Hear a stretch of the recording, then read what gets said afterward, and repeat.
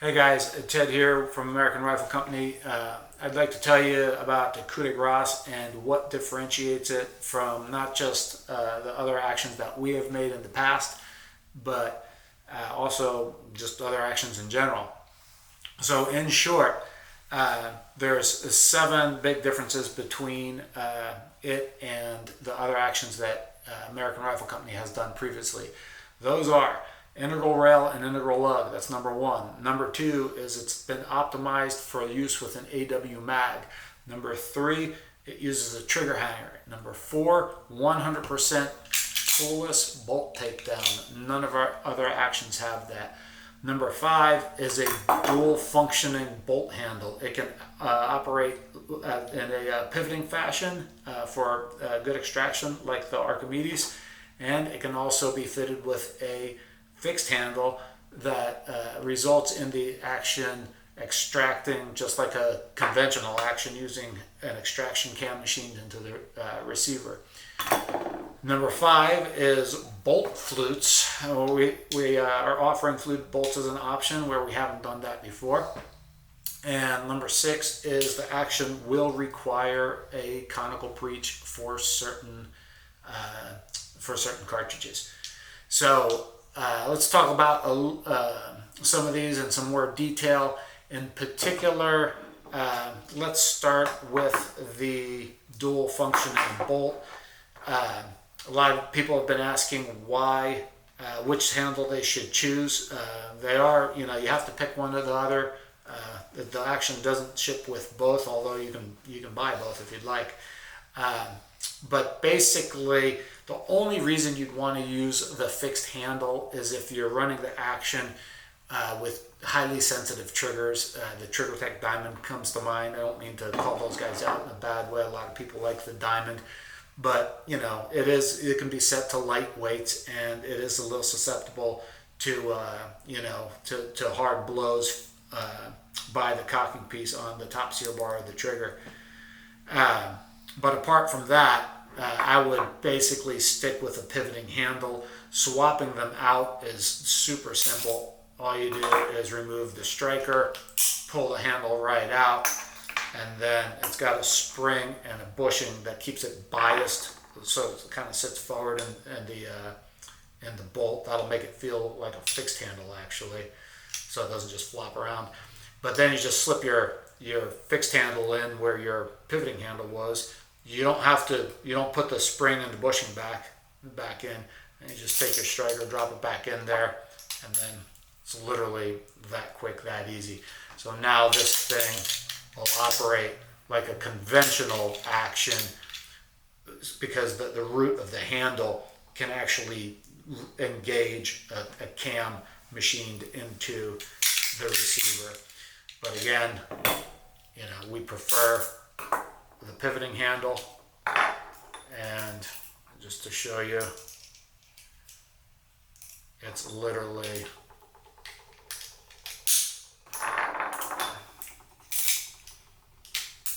that fast, just like that, and you have it. So that's the dual functionality. The other big difference that we should discuss is just checking my notes, full disclosure. The other big difference is the configuration of the bolt lugs. What happened? You're grabbing the same bolt. Oh, that's okay. We can put this one down, pick this one up. That's all right. Let's keep going. So the other big difference is the configuration of the bolt lugs. This is the Coup De. This is which one? This is, I can't tell them apart anymore. This is the Coup De Grâce. All right. It's basically a fat bolt, and so the bolt diameter is about the same size as a circle drawn around the bolt lugs. Where the Archimedes, you got a 700 thou bolt diameter approximately, and 3 lugs protruding from it. But the lugs between the two, between the Coup De Grâce and the Archimedes incidentally uses the same bolt head as the nucleus.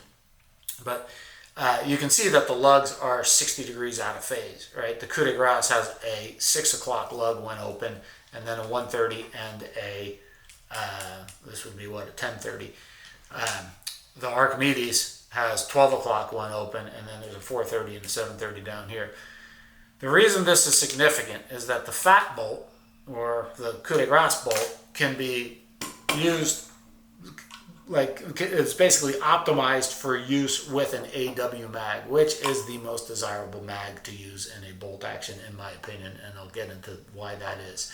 But basically, that 6 o'clock lug on that open bolt can easily reach down and get in between those feed lips and really get, you know, a good bite on that case head to push that top cartridge reliably out of the magazine. Whereas a Archimedes bolt, we wouldn't be able to do that, right? Because we can't get the mag high enough into the receiver to properly present the case head to it, right? And the reason for that is the feed lips will interfere with the lugs. Now, some people have tried this with, you know, two lug actions where you have two lug actions where you have a 3 o'clock lug and a 9 o'clock lug. But even then, you really can't get the mags as high as they need to be, and the case head presentation to the bolt face is a little less than it ought to be, and that basically sometimes results in the bolt overrunning the cartridge as it's being fed from the chamber, and basically or being fed from the magazine, and it just jams up the gun. Whereas this bolt is specifically designed for use with this magazine, so it can feed extremely reliably from it. So so why one mag over the other, right? That seems to be like the big question, right? Why do we like this one? The reason for it is it's a true double stack, and as such, it has enough room between the inner walls of the magazines, you know, the inner wall of the magazine, to fully accommodate the double stack, a close pack double stack, without resulting in the cartridges forcefully impinging upon the inner walls of the magazine, which would introduce a bunch of friction. And pretty stark contrast to that, you can see that the AICS mag has tapered walls. This is a 5-rounder. The 10-rounder is very much the same, just extends down further. But basically, it doesn't provide enough room between the inner walls to accommodate a double stack. Instead, you have like some quasi double stack that's kind of transitioning to a center feed. They do work. You know, there's a lot of these out there. We've been using them for years in our other actions, but it's a much more difficult to push the first round out of an AICS mag than it is to push the first round out of an AW mag, which is why a lot of people prefer these. The other thing about the AW mags, this is a 10-round magazine, right? It's short. This is a 5-round magazine. It's, you know, just it's a little shorter, but not much. And then 10 rounds, you know, a lot longer. It's like down here or something. So all this is important because the magazine has a lot to do with how smooth the action runs. Running an action for smoothness, we're demonstrating the smoothness of an action without a magazine in place is not really an honest thing to do, right? Because we're supposed to have magazines in them. So they do run, and it's just super smooth. An AW mag, incidentally, unless you grind a chamfer on the bottom at the back of the follower, it's going to hold the bolt back. You can grind that off or just sand it off or cut it. You can even cut it off with a knife. It's made of plastic, right? And then you can get the bolt to close on an empty mag. But it's basically done that way to hold the bolt open when the mag's empty. That way you know you're empty. The AICS mag, I can run it through here, but I need to let you know that the mag latch to get this magazine to clip into this chassis, this mag latch needs to be about 65 thou shorter than the latch used for the AW mag. That's not a chassis thing. If your chassis has an adjustable mag latch, you're good to go, so long as you have enough adjustment. But that's basically that's because of the design of the two magazines. They're different. They're not the same. They're close, but you know they're 65 thou or about 1.6 millimeters different. So I'm just going to hold this one in with my hand just to let you know that I'm just going to kind of hold it like that. it too will feed. But I mean, you're going to feel more resistance with an AICS mag. They have, when the mag is fully loaded, there's a lot more spring tension in there, pushing that first cartridge really hard up into those feed lips, and that introduces a bunch of friction. The other thing about the magazine with the AIAW mag is it hard stops. I should put that forward a little bit. It hard stops against the receiver, right? So you can't push it up high enough to get it to interfere with the bolt, right? And it hard stops both front and rear. We deliberately machined the receiver with surfaces to touch the front and the rear of the AIAW magazine. We could not do the same thing for the AICS magazine, and the reason for that is, again, it's a different magazine. It does hard stop at the back of the magazine. The back of the magazine will touch the back of the receiver, which gets you just about all the way there. The only thing that can happen with these, if you set the gun down on the magazine and you try and cycle the bolt might hit it might come into the top of the feed lips. It won't hit back here, right? It'll just come in and sort of, it'll come in and sort of just push you'll feel the front tips of the feed lips drag on the bolt a little bit.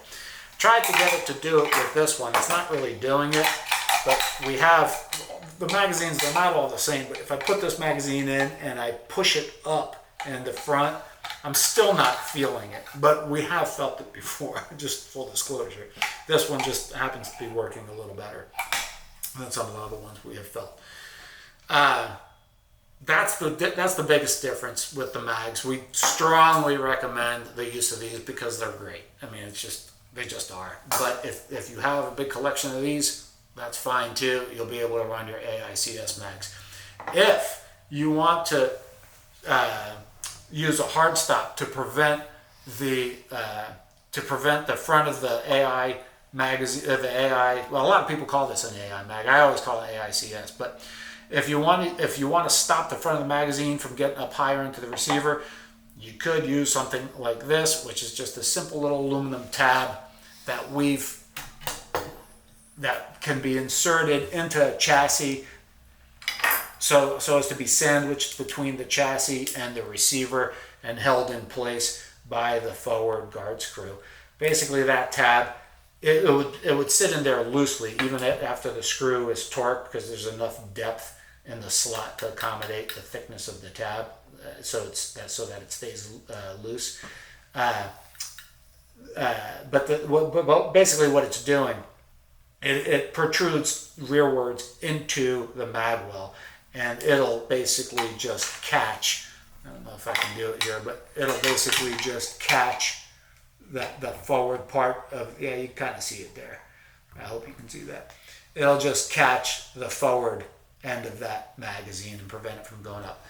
That's not really necessary. We've when you design this stuff and you see that, hey, the magazine could potentially interfere with the bolt, and then you think you need a solution, so you implement a solution, and then you find out that you don't really need it because you can kind of deal with it the way it is. That's magazines. What else do we have? We talked about lugs. I guess the last difference that we should probably talk about is the conical breech. Some cartridges will require conical breeches. In particular, the 223s, the 378 case heads, and the 308 case head, which is 473 in diameter. And all conical breech means, it's not scary, it's nothing to be afraid of or that you need to worry about, because it's easily done. We'll release a drawing here really soon to tell people how to cut their barrels, so all this works well with all the popular cartridges. But basically, all it is a countersink around the chamber, right? And it's, if you're cutting this on a manual lathe, you're going to set your compound to either 25 or 30 degrees. We haven't decided exactly which yet, but it's going to be something like that. And you're going to cut it so that, the case head the case head and the entire extraction groove is fully exposed, right? You're going to fully support the body, and just leave the entire extraction groove exposed so that the bolt nose can get in there and grab the cartridge. That's basically all there needs to be said. Well, not really. I guess the 532 case head, which is the 300 Win Mag, and the 338 Lapua case head, which is what's that one? The 588. Those will likely not need a conical breech. However, we'll know for sure in the next few days, and then we'll publish that information as well. And then I think I forgot to mention, I guess we mentioned the fluted bolts earlier on. We should know. No, go ahead and show it in the action. Oh, okay. Yeah, so the fluted bolts, we're offering them as an option. They're going to be the same price as the non-fluted bolt. It's just their preference. And basically, this is the final fluting. That's what it's going to look like. This bolt hasn't been finished yet. Obviously, it's still in the white, but you can see. And basically, we just fluted part of the bolt. It does reduce the weight. It gives dirt someplace to go. That's anecdotal. No, not sure just how just how necessary that is. But the big thing is that it looks cool, and cool looks sell actions. And it is pretty damn good looking action, I must say, as far as bolt actions. It's kind of hard to differentiate one from the other with appearances, but I think we did a pretty good job, especially with the back of the action. But anyway, yeah, so it's partially fluted. I can show you here. The flutes don't wrap all the way around. They basically go up to this slot that accommodates the bolt stop and the ejector. And the belly of the bolt basically stays smooth so that you have a smooth surface interacting with the cartridges in the magazine. So the fluted bolt, it doesn't feel any different than the non-fluted one. They're both super smooth. So for more information about the bolt takedown, which is 100% toolless, I'm not going to do it in this video. We did make a video where we have that. We'll link to it in the description. And the trigger hanger, we did make a trigger hanger video as well that tells you how our trigger hanger functions and why it's better than everybody else's, because it makes your bolt super easy to cock effortlessly on close, real smooth close.